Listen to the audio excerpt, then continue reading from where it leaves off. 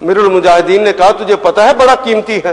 کہ جی ہاں مجھے پتا ہے بڑا قیمتی ہے، اگر یہ چھپا لیتا تو گھر لے جاتا، جا کے بیچ کے تیری نسلیں تر جاتی۔ تو نے ایسا کیوں نہیں کیا؟ تو کیوں چھپا کے لے آیا ہے؟ انہوں نے کہا ہاں یہ نسلیں تو تر جاتی، مجھے پتا ہے بہت مہنگا ہے، لیکن میں جہنم کا ایندھن بن جاتا۔ حیران ہو کہ جب اس کی طرف دیکھا، کہا کہ نوجوان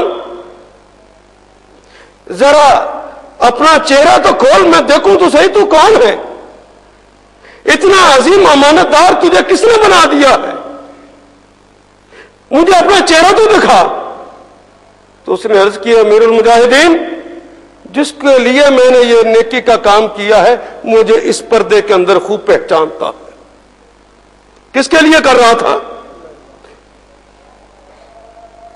ان کا مجھے اپنا نام تو بتا دے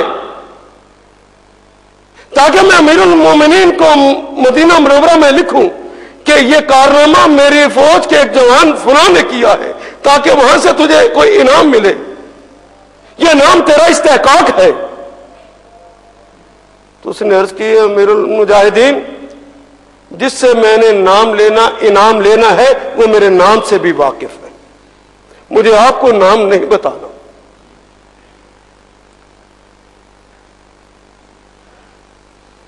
میرے پاس ٹائم جی 5 منٹ۔ حضرات ایک بہت بڑا نام 80 سال کے بعد خلافت راشدہ کے بعد 5واں خلیفہ راشد عمر بن عبدالعزیز آئے۔ ٹائم تھوڑا ہے، میں اس کو بہت مختصر کر کے آپ کے سامنے رکھ رہا ہوں۔ یہ امیر المومنین بنے تو جتنی دولت، سونا چاندی، جواہرات، ہیرے اور جاگیریں تھیں، اقتدار ملتے ہی اللہ کے خوف سے کانپے کہ کل قیامت کے روز میں اللہ کو کیا منہ دکھاؤں گا، یہ تو میرا مال ہی نہیں ہے، لوگوں کا غصب شدہ مال ہے جو ہمیں دیا گیا تھا، پہلے دن ہی واپس کر دیا۔ ایک دن آپ سفر کر رہے تھے تو آپ کو پتا ہے صحرا تو بہت تپ جاتا ہے، تو وہاں انہوں نے کوئی ہراول دستہ نہیں بھیجا ہوا تھا، تو ان کے لیے خیمہ جب لگنے لگا تو آپ بھی دھوپ میں کھڑے تھے جس طرح باقی سپاہ کھڑی ہے۔ تھوڑی دیر کے بعد دیکھا کہ سسکیوں کے ساتھ رونے لگ گئے۔ کسی نے پوچھا کہ امیر المومنین کیا دھوپ کی تمازت نے آپ کو رونے پہ مجبور کر دیا ہے؟ کہتے ہاں، جب دھوپ کی تمازت نے مجھے ستایا تو میرے ذہن میں یہ خیال آیا کہ عمر بن عبدالعزیز اگر تو نے ہراول دستہ پہلے بھیجا ہوتا اور تیرے آنے سے پہلے یہاں خیمہ لگا ہوتا آج تو دھوپ کی تمازت سے بچ جاتا۔ یہ خیال مجھے اس طرف لے گیا کہ دنیا مزرعۃ الاخرہ میرے رسول نے کہا ہے، اگر میں دنیا میں نیکی کر کے آخرت کے اندر اپنا خیمہ نہ لگا سکا تو پھر جہنم کی آگ سے مجھے کون بچائے گا؟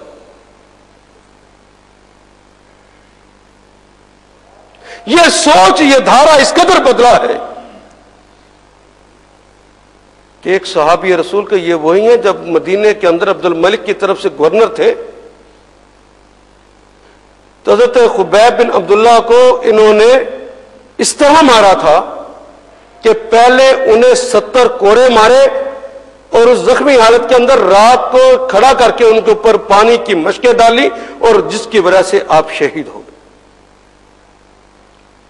اس طرح کا ظالم انسان بدل کے کس طرح ہو گیا؟ سوائے فکر آخرت کی کوئی اور چیز تھی؟ بس ایک آخری بات آپ سے کہنا ہے،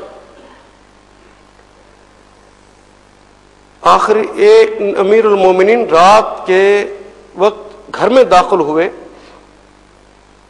اہلیہ نے اور بچیوں نے جس طرح پہلے استقبال کرتے تھے امیر المومنین کا ویسے ہی استقبال کیا، لیکن آج عجیب بات یہ ہوئی کہ بچیوں نے بھی اور بیوی نے بھی منہ کو چھپا رکھا ہے، پردہ کیا ہوا ہے، منہ کے اوپر کپڑا رکھا ہوا ہے۔ امیر المومنین نے سلام کا جواب دیا اور مسکرا کر پوچھا، بیٹیوں، اہلیہ، کوئی نئی شریعت آ گئی ہے کہ باپ سے بھی پردہ؟ شوہر سے بھی پردہ.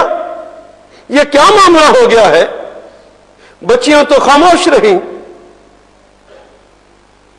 اہلیہ حضرت فاطمہ فرمانے لگیں کہ امیر المومنین، ہمارے گھر میں تو کل سے کھانے کو کچھ نہ تھا، شہزادیاں بھوکی تھیں. آپ کے آنے سے کچھ دیر پہلے بیت المال سے پیاز اور روٹی ملی ہے، خالی پیاز سے بچیوں نے روٹی کھائی ہے، منہ سے بدبو آ رہی ہے کہ آپ کو تکلیف نہ ہو اس لیے منہ کے اوپر کپڑا رکھا. باپ تو باپ تھا، کلیجہ پھٹ گیا. شہزادیاں کل کی بھوکھی. پوچھا کہ بیٹیوں، کیا تم پسند کرو گی کہ تمہارا باپ تمہیں انواع اقسام کے کھانے کھلائے، تمہیں عمدہ حالت کے اندر رکھے؟ بیت المال سے لے کر اگر میں نے کھلایا تو کل قیامت کے روز اللہ مجھے اس عذاب میں مبتلا کر دے گا. کیا تمہیں یہ بات گوارا ہے؟ بچیاں تڑپ اٹھی، بابا ہم بھوکے مر جائیں گے، خدا کے لیے آخرت کا سودا نہ کیجیے. آخرت میں اللہ آپ کو امانت کے ساتھ رکھے، اپنی حفاظت میں رکھے، آپ کو اللہ پیار کرے، آپ کو عذاب کے کوئی شعبہ بھی نہ لگے. بچیاں نے کہا کہ ہم بھوکے رہ لیں. فکر آخرت کے علاوہ وہ بچیاں کہاں ہیں آج؟ وہ بیوی کہاں ہے؟ وہ شہنشاہ کہاں ہے؟ وہ بادشاہ کہاں ہے؟ وہ حکمران کہاں چلے گئے؟ ایک فکر آخرت نے کس قدر معاشرہ بدل دیا. لوگوں، جس کو میں نے شروع میں کہا تھا نیکیوں کو لانے کے لیے اور برائیوں کو روکنے کے لیے ایک بہترین نسخہ محمد رسول اللہ جو لے کر آئے تھے، وہ یہ ہے کہ فکر آخرت کو عام کر دیا جائے.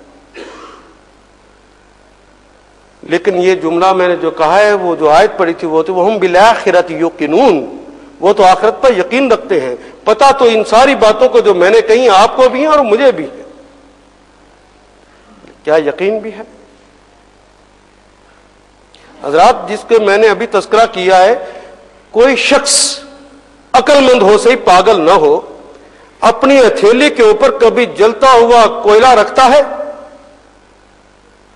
کوئی 8ویں 10ویں منزل سے نیچے چھلانگ لگاتا ہے؟